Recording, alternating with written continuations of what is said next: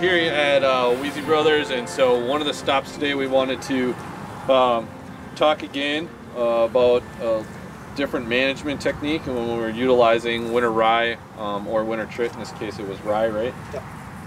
Yep. And how you guys utilized manure in your system and planting. So I'd much prefer if you guys wanted to kind of just go through what the chain of events that took place on this field this spring. Start with fall, actually, because that's... Fall would be best, yep. Yeah, so last fall we harvested corn silage off this field and seeded it with approximately 40 to 50 pounds of winter rye. After the rye was planted, we applied 10,000 gallons of manure in fall, top dress. Then spring, we harvested the rye, about 2.5 tons to the acre came off. Immediately following that, I think the next day, we planted, no-tilled into it.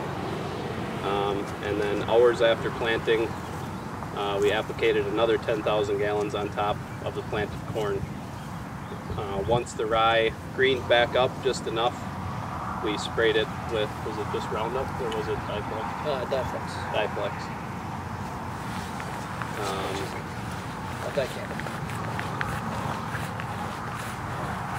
And as far as how we applied the manure, we did not use a dribble bar.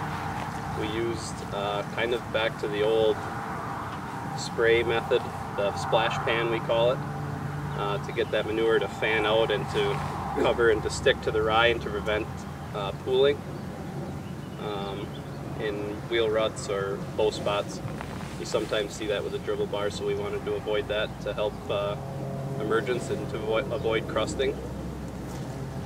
One thing that we probably did wrong was we took the manure out of our thickest lagoons because it was spring and we were in a hurry, and that's the lagoon they were set up in, so that's the lagoon it came out of. So we did see some crusting, especially on the headlands. You'll notice those stands are a little bit thinner from where they turned around and the manure was a little heavier.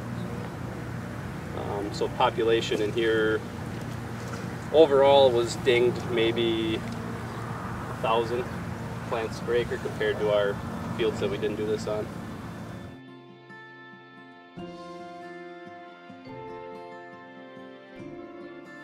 We're standing in a field here. This field's about 150 acres. When you're up on the far east side and you're looking down, there's a lot of topography that we're dealing with here. It feels like you're looking straight at the top of those. About 150 feet of drop from that fence line to that fence line.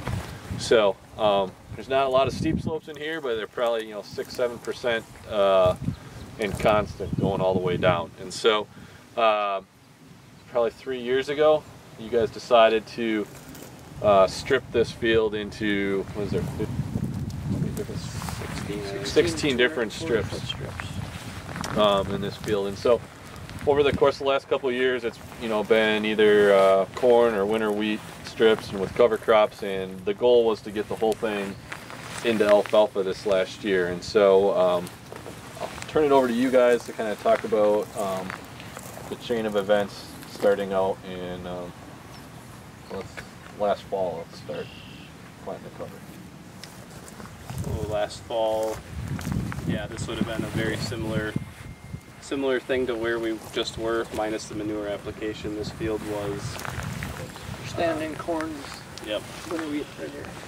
Yeah, so this was standing corn, this was winter wheat with a cover crop. We came in with our air seeder and broadcasted 40 pounds of rye into this. It was a little later when we planted this compared to where we were over there, which was nice for what we ended up doing because it didn't outcompete it so bad. But so we planted the rye in fall, and then March 22nd we came in and frost seeded 18 to 20 pounds of Roundup Ready alfalfa.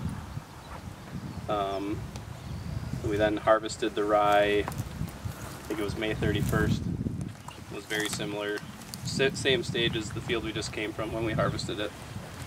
and this alfalfa was just kind of sitting down there. It had germinated.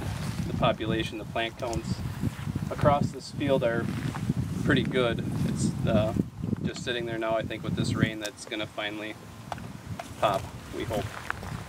First time we've done any sort of frost seeding. It's not a new practice, but it's very new for us.